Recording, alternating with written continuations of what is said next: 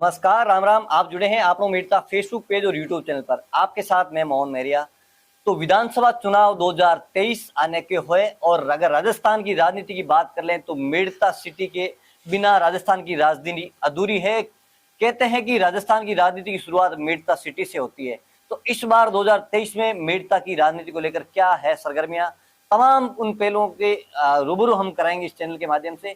तो आज हम इस सीरीज की शुरुआत कर रहे हैं जो विधानसभा 2023 में अपनी दावेदारी कर रहे हैं और मेड़ता से विधायक बनकर मेड़ता की जो विकास कार्यों की जो बातें कर रहे हैं उनसे हम बात करेंगे। किस प्रकार से उनके मुद्दे रहेंगे, क्या विजन रहेगा, कौन से मुद्दे हैं जिनके ऊपर वो चुनाव लड़ने जा रहे हैं। तो आज हमारे साथ इस सीरीज में पहली बार जो शुरुआत हो रही है उसमें पहले ही दिन हमारे साथ जुड़ रहे हैं लाला राम जी नायक, जो युवा नेता है और लंबे समय से सक्रिय राजनीति से जुड़े हैं। तो उनसे जानेंगे किस प्रकार से वो अपने चुनाव को लेकर तैयारियां कर रहे हैं, क्या मुद्दे रहेंगे इस चुनाव को लेकर। राम जी, सबसे पहले हमारे चैनल पे आपका हार्दिक स्वागत है। आपनो मेड़ता चैनल को बहुत बहुत धन्यवाद। आपका जीवन परिचय हो जाए कि आप किस परिवार से बिलोंग करते हैं, राजनीतिक करियर क्या रहा है, आप विस्तार से एक बार बताइए हमारे दर्शकों को। मैं एक साधारण किसान परिवार से बिलोंग करता हूँ। मेरा गांव मेड़ता के पास में चुंदिया गांव से मेरा गांव था और मैं शुरू से मेड़ता में रह रहा हूँ। मेरा परिवार मेड़ता शहर में आ गया और मैं एक साधारण किसान परिवार से बिलोंग करता हूँ। मेरी राजनीतिक पृष्ठभूमि मेरे परिवार में कोई राजनीति में नहीं है। शुरू से मेरे जीवन में मेरी एक इच्छा है कि मैं जन सेवा के माध्यम से क्षेत्र की और प्रदेश में सेवा करूं और 2008 में मैं सक्रिय राजनीति में आया और यूथ कांग्रेस के पदाधिकारी के रूप में मेरा 2008 से मैं मेड़ता विधानसभा क्षेत्र में काम कर रहा हूं। और उसके बाद में मैंने 2010 में नगर पालिका का पार्षद का चुनाव लड़ा। कांग्रेस पार्टी ने मुझे टिकट दिया। उस समय यूथ कांग्रेस के माध्यम से मेरे भरोसा किया और मैं पहली बार 2010 में नगर पालिका में सबसे युवा पार्षद बना। तो लहराम जी, हम ये चीज यहाँ भी जानना चाहेंगे कि राजनीति में आने का किस प्रकार के विचार आया, कौन आपके राजनीति में आइडल थे जिनसे आप प्रभावित हुए कि मुझे भी राजनीति में आना चाहिए। मैं राजनीति में आइडियली मैं कांग्रेस पार्टी की विचारधारा को मानता हूं और उनकी आइडियोलॉजी के माध्यम से मुझे कांग्रेस की विचारधारा है जो इस देश को आज़ादी से लेकर अब तक इस देश मुल्क को एक नया स्थापित किया। इसलिए मुझे कांग्रेस पार्टी से शुरू से मेरा परिवार कांग्रेस में था और मुझे भी जब समझ में मैं आया तो कांग्रेस पार्टी से जुड़ा और इस क्षेत्र में देश में सेवा करने का एक मानस बनाया। लंबे समय से हम आपको देख रहे हैं, आप संगठनात्मक राजनीति से लंबे समय से जुड़े हैं, काफी जो है पद निर्वाह आपने किया। तो पार्टी ने अब तक आपको कौन कौन से संगठन में पद दिए जिनका दायित्व आपने निभाया है। जी बिल्कुल, मुझे कांग्रेस पार्टी के संगठन ने मेरे ऊपर बहुत अच्छा भरोसा किया और मैं भी पिछले 15 सालों से एक संगठन के कार्यकर्ता के रूप में पिछले 15 सालों से मेड़ता विधानसभा क्षेत्र और प्रदेश में पार्टी ने जहां जहां भी मुझे मौका दिया संगठन में काम करने का वो काम किया। मैं अभी वर्तमान में प्रदेश कांग्रेस कमेटी का दूसरी बार पीसीसी का मेंबर हूँ मेड़ता विधानसभा से और उससे पहले भी मैं 2016 में पहली बार पीसीसी का मेंबर बना और मैं 2010 से 15 तक पार्षद रहा। उस समय 2008 से 13 की कांग्रेस की जो गवर्नमेंट रही उस समय मैं राज्य सरकार की विभिन्न कमेटियों में सरकारी मेंबर रहा।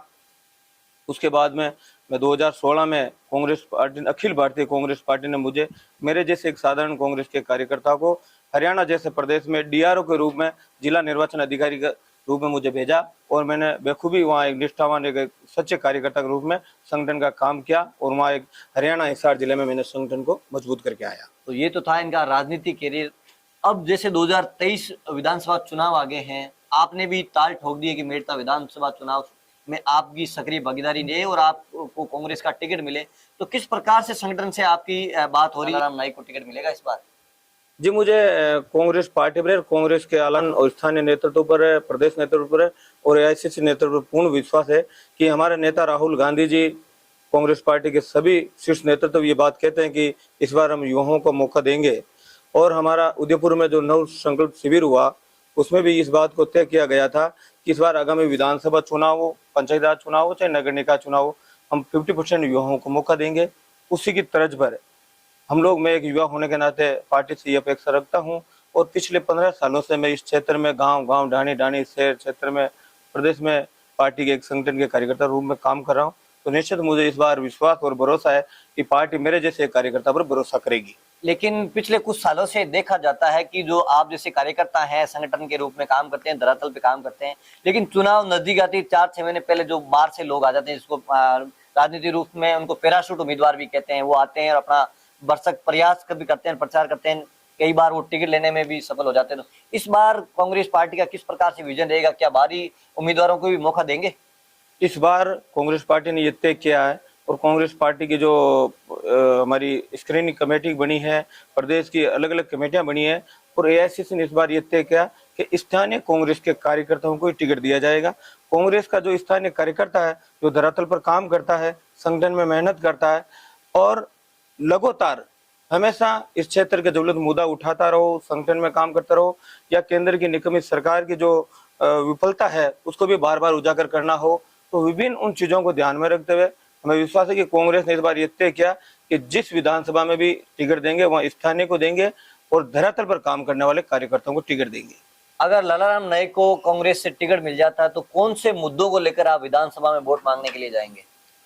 देखिए, मेरा मुद्दा ये रहेगा कि मेड़ता विधानसभा पिछले 15-20 सालों से जो मेड़ता विधानसभा में एक विकास की जो गति होनी चाहिए, वो विकास की गति पकड़ नहीं पाया। मेड़ता हमारा कृषि प्रधान क्षेत्र है, और इस क्षेत्र में जो विकास के मूलभूत ढांचे हैं वो आगे आने चाहिए थे, वो नहीं आया।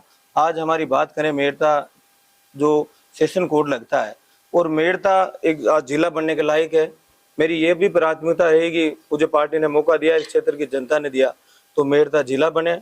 तो मैं आपको इंटरप्ट करना चाहूंगा कि मेड़ता जिला इस बार नहीं बना, तो इसकी वजह कहीं ये तो नहीं रही कि यहाँ की जनता ने है कांग्रेस का विधायक नहीं बनाया? बिल्कुल, इस बार राजस्थान के लोकप्रिय मुख्यमंत्री अशोक जी गहलोत ने प्रदेश में विकास के बहुत बड़े आयाम स्थापित किए, और प्रत्येक विधानसभा में बहुत से विकास हुए। जहां कांग्रेस के विधायक है, वहां जो मांगा, अशोक गहलोत जी ने एक बात कही थी कि आप मांगते मांगते थक जाओगे, मैं देता देता नहीं थकूंगा। उसी के तहत पूरे प्रदेश में विकास हुआ। हमारे यहाँ विपक्ष का विधायक होने के नाते जो विकास होना चाहिए था वो नहीं हो पाया, इसलिए हो सकता है मेड़ता जिला नहीं बन पाया। आपकी नजर में अभी वर्तमान एमएलए के कार्यकाल को किस प्रकार से देखते हैं?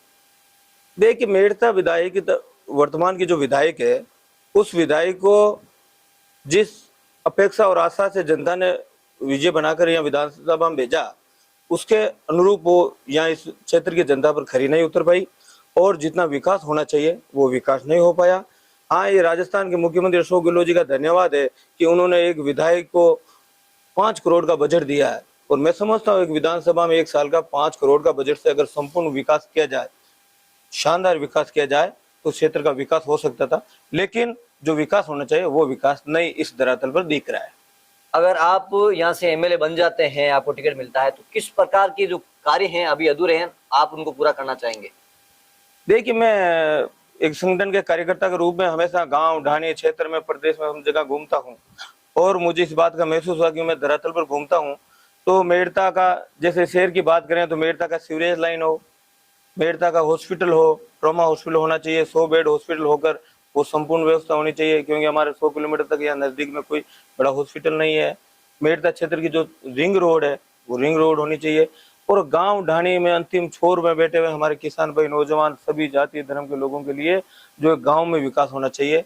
जो मैं घूमता हूँ, मुझे इस बात का मैंने महसूस किया है, और वो संपूर्ण जो जरूरत मुद्दा रहेगा इस क्षेत्र का, वो मैं प्राथमिकता तो उठाऊंगा, और उन मुद्दों को पूरा करने का प्रयास करूंगा पूरा। लेकिन अभी आपकी पार्टी है वो कांग्रेस पार्टी राजस्थान में सत्ता में है, तो आप संगठन के रूप में मेड़ता को क्या सौगात दिला पाए हैं अब तक? देखिए, अब तक जो भी राजस्थान के लोकप्रिय मुख्यमंत्री अशोक जी गहलोत ने जो बजट में जो घोषणाएं की है, वो बजट की घोषणा हमें जितने मिलनी चाहिए, हाँ, विपक्ष के विधायक होने के नाते नहीं मिली। बाकी जो भी हमारी जो सरकार ने यहाँ बजट घोषणाएं की है, वो ऐतिहासिक घोषणा की है, और उन घोषणा के माध्यम से भी हम क्षेत्र में जाएंगे। और आगामी जो विधानसभा चुनाव है उनको लेकर आप ग्रामीण क्षेत्र की अगर बात कर लें, किसानों की बात कर लें, तो किस प्रकार की जो गहलोत सरकार की जो योजनाएं हैं उनको आप बनाने का प्रयास करेंगे? देखिए, आप किसानों की बात कर रहे हैं, किसानों की बात करें, सबसे पहले आज किसानों को बहुत बड़ी राहत दी है। बिजली के मामले में 2000 यूनिट फ्री बल्कि उन्होंने फ्री किए हैं। किसान ऋण माफ की बात हो, किसानों के जो आपके कहना, और विभिन्न तरह की योजना चलाई है जिससे किसानों को राहत मिली है। ग्रामीण क्षेत्र के साथ साथ शहरी क्षेत्र में आम उपभोक्ताओं को बिजली के 200 यूनिट फ्री करके एक बहुत बड़ी सौगात दी है। साथ ही साथ आप चिरंजीवी योजना की बात करेंगे, इस प्रदेश ने देश में सबसे बड़ी योजना लागू हुई है जिसने दूसरे प्रदेशों ने सराहा है कि एक चिरंजीवी योजना एक गरीब हर आदमी की फायदा मिले। 25 लाख तक का इसमें इलाज फ्री है, दुर्घटना में 10 लाख इनको सहायता मिलेगी। तो राजस्थान की सरकार की जो योजना है, मैं समझू बहुत योजना है, उनको गिनाए तो बहुत समय लग सकता है, और उन तमाम योजनाओं के माध्यम से सरकार ने बहुत अच्छा काम किया है। आपने अभी कहा था कि गहलोत सरकार ने ये बिजली है फ्री की है। कल ही बीजेपी ने पूरी प्रदेश भर में एक्शन और एन कार्यालय का घेराव किया है, और ग्रामीण क्षेत्र की अगर बात कर लें तो बिजली की जो है अघोषित कटौती की जा रही है। जनता बड़ी परेशान है। इसको लेकर संगठन ने ब्यूरोक्रेसी तक बात ये पहुंचाई है, ऊपर आप आला अधिकारियों तक इस बात को आपने रखी है? देखिए, भारतीय जनता पार्टी के पास तो ऐसा कोई मुद्दा नहीं है। प्रदेश में 4.5 साल तक वो नींदों में सोते रहे, उनके पास में ऐसा कोई विजन, कोई मुद्दा नहीं है, वो विपक्ष की भूमिका अदा नहीं कर पाए। और राजस्थान में विपक्ष का कोई मौका ही नहीं है ना, जब प्रदेश के मुख्यमंत्री ने इतनी योजनाएं दी, इतनी जन कल्याणकारी योजना बनाकर इस क्षेत्र में एक सुशासन देने का काम किया है, उसके मार्फत हम लोग क्षेत्र में जाएंगे। और विपक्ष के पास में ऐसा कोई मुद्दा नहीं, वो तो आपस में लड़ रहे हैं, उनके 10-10, 12-12 मुख्यमंत्री के दावेदार घूम रहे हैं। तो मैं नहीं समझता हूँ कि उनके पास में ऐसा कोई विजन रहेगा। आप संगठन से जुड़े, तो आखिरी सवाल मेरा ये होगा कि अब इस बार राजस्थान में मुख्यमंत्री का चेहरा कौन होगा? हमारे राजस्थान में मुख्यमंत्री का चेहरा कांग्रेस पार्टी के अखिल भारतीय कांग्रेस पार्टी के अध्यक्ष मल्लिकार्जुन खड़गे साहब और राहुल गांधी जी, सोनिया गांधी जी, कांग्रेस का आला कमान तय करेगा, कोई राजस्थान का मुख्यमंत्री बनेगा। अच्छा, अभी तक कोई तय नहीं है कि कोई कौन सा चेहरा रहेगा? नहीं, हम सामूहिक कांग्रेस पार्टी के इस तिरंगे के नीचे हम चुनाव लड़ेंगे इस झंडे पे, और कांग्रेस के चुनाव चिन्ह से हम लोग सरकार बनाएंगे। और निश्चित राजस्थान में इस बार जनता का मानस है कि कांग्रेस की सरकार रिपीट होने जा रही है। आप जहां भी देखेंगे ग्रामीण क्षेत्र सब आज आम जन ये कहने लगे हैं कि सरकार कांग्रेस की रिपीट होने जा रही है। तो निश्चित कांग्रेस की सरकार रिपीट होगी और राजस्थान में कांग्रेस का मुख्यमंत्री बनेगा। बिल्कुल, बहुत बहुत धन्यवाद लालाराम जी हमारे साथ जुड़ने के लिए। तो ये थे हमारे साथ लालाराम जी नायक, जो कांग्रेस पार्टी से संगठन में लंबे समय से जुड़े हैं और इस बार मेड़ता विधानसभा से कांग्रेस से टिकट की दावेदारी कर रहे हैं। अब तो ये भविष्य के गर्भ में है कि टिकट किसको मिलता है, कौन है इस बार जो एमएलए का सेहरा है, किसके सर पर सजेगा, ये आने वाले समय में बताएगा। तो